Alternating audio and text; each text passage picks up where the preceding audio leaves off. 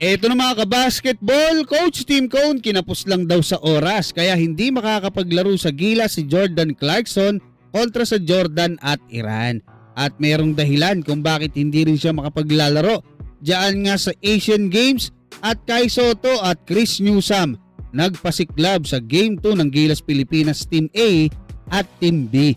Pero bago yun, huwag kalimutan mag-like at mag-subscribe bilang pagsuporta sa pinabagong statement ni Coach Tim Cone patungkol nga sa ating Gilas Pilipinas na makikipagbakbakan na ngayong August 28 at 30 kontra sa Jordan at Iran, ay sinabi nga nito na isa ang PhilAm NBA champion na si Jordan Clarkson sa mga naturalized player na nai-consider nila para sa ating Gilas Pilipinas kontra sa Jordan at Iran. Yun nga lang daw ay talagang hindi na sapat yung panahon para mangyari yon para sa ngayong FIBA. At hindi na rin daw siya pwede para sa ating Asian Games dahil nga sa NBA contract kung saan hindi pinapayagan ang mga players na maglaro para sa Asian Games. Pero nakapaglaro na si Jordan Clarkson noong 2018 Asian Games kung saan binigyan siya ng special one-time exemption dahil pinayagan na kasi that time ang NBA player ng China na si Zhou Qi. So kung one time nga lang yon, totoo nga na hindi na pwede sa Asian Games etong si Jordan Clarkson. Nakakapanghinayang lang no para sa dito nga sa laban natin sa Jordan at Iran para sa August 28. So base sa sinasabi ni Coach Tim Cone na tapos na sila sa oras para kunin si Jordan Clarkson, ay sa malamang after nilang maramdaman na posibleng hindi makapaglaro si Justin Brownlee, saka lang po nila naisip no? Actually hindi pa kinausap, naisip na kunin etong si Jordan Clarkson. Yun nga lang hindi naaabot. So yun yung gustong sabihin ni Coach Tim Cone. Pero lalabas po yun mga kabasketball, medyo nag-overconfident tayo na magiging okay si Justin Brownlee pagdating ng laban. Kasi wala po tayong reserba Alam nating may kontrata si Angelo Kwame. 'Di ba? Si Jordan Clarkson hindi natin kinausap ng maaga. Although maintindihan naman natin marami kasing mga bagay. Yung bayad dyan, malaki talaga. Tapos yung hindi mo naman pwedeng sabihin na kumbaga paghihintayin mo si Jordan Clarkson na pagka nawala si Justin Brownlee, ikaw hindi po pwede yon dahil syempre NBA player yan at champion pa yan, no? At ang masakit lang kasi dito, kung sasabihin natin na ginusto talaga natin na meron tayong naturalize, meron naman po tayong Malik Diop na okay na, napirmahan, nagpaglaro na nga sa Gilas Healthy naman, naglaro sa strong group. 'Di ba? Pwede namang isinama sa practice yan kung gugustuhin. Kaya lang pwedeng sabihin ni Coach Tim Cone, hindi pa pwede kasi hindi ko pa kabisado yan Hindi niya kabisado yung sistema, wala pa siyang chemistry. Hindi rin natin kailangan ng bigs ngayon dahil nandiyan na si Kai, si AJ Edo, saka si Junmar. So marami pong mga ganyan, no?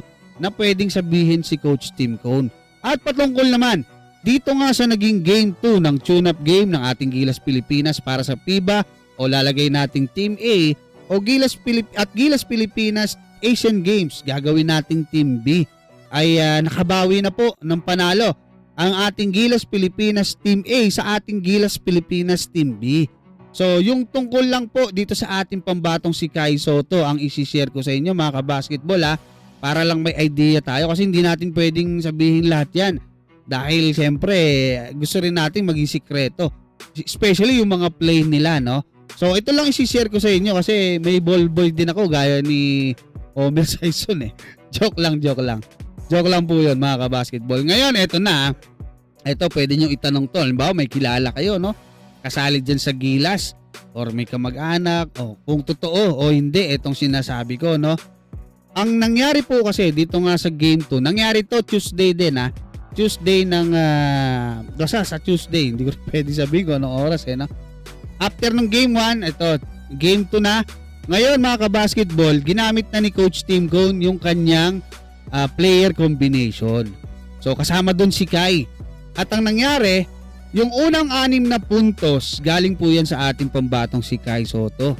So ganoon po yung nangyari at talagang medyo napuwersa etong mga big man ng Asian Games na sina Brandon Bates, sina BGR at saka si Justin Arana. So, after po nun, naka 6 points si Kai, nilabas kaagad ni Coach Tim Cone. Kasi nakita niya na yung gusto niyang makita eh. Di ba? So, pinasok yung iba. Ngayon, medyo nakalapit na naman itong Asian Games. To, malakas talaga itong Gilas Pilipinas Asian Games natin. Ngayon, nung nakalapit, dumidikit, pinasok ulit ni Coach Tim Cone si Kai.